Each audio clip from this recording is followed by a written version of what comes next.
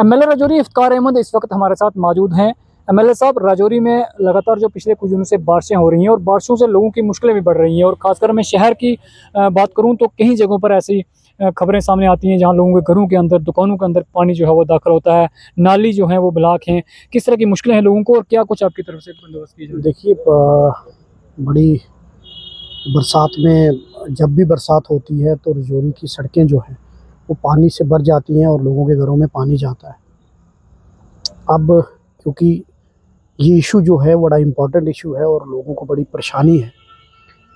यहाँ municipal council पिछले 5 साल रही, और अगर वो अपना काम ईमानदारी से, नालियाँ अच्छे तरीके से बनाती, गलियाँ अच्छी तरीके से बनाती, तो शायद आज ये इतनी हाहाकार नहीं मचती।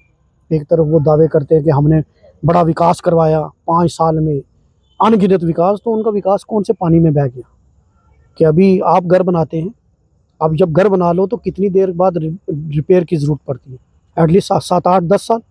तो ये कौन सा विकास है जो 5 साल में आपने मार्बल और टाइलें लगाई हुई थी? जवाब आपने, आज वो चीज़ लोग भुगत रहे हैं।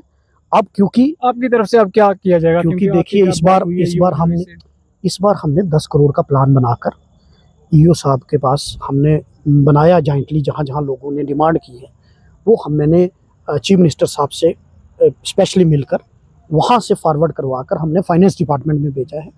और वो जैसे ही वहाँ से पैसा सेंक्शन हो जाएगा तो लोगों में जहाँ जहाँ हमें ज़रूरत है, मैं आपको बताऊँ, ये सिर्फ शहर की नहीं, मैं एमएलए बनने के बाद अभी सिटीज़ एंड टाउन्स का मेरा प्लान देखो, 41 रोडें आई है पूरी डिस्ट्रिक्ट राजौरी में। 41 रोड किसी कॉन्स्टिट्यूंसी की नहीं आई, लेकिन राजौरी कॉन्स्टिट्यूंसी की, और उनके टेंडर भी लग गए।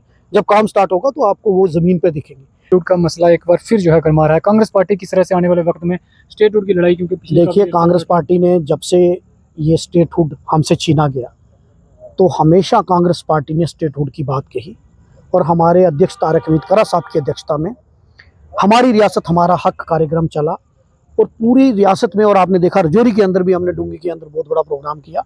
और स्टेटहुड के लिए हम जनता से के साथ कंधे से कंधा मिलाकर उनकी लड़ाई लड़ेंगे है, और इसके लिए कांग्रेस पार्टी पूरी लड़ाई लड़ेगी। बहुत बहुत शुक्रिया। ये थे एमएलए राजौरी इफ्तार अहमद, जिन्होंने कहा कि स्टेटहुड को लेकर लड़ाई जो है कांग्रेस लड़ने वाली है। साथ ही साथ इन्होंने कहा कि राजौरी कॉन्स्टिट्यूंसी के अंदर बरसात के दिनों में जो लोगों को मुश्किलें आ रही हैं, इसके कसूरवार कहीं ना कहीं भाजपा है।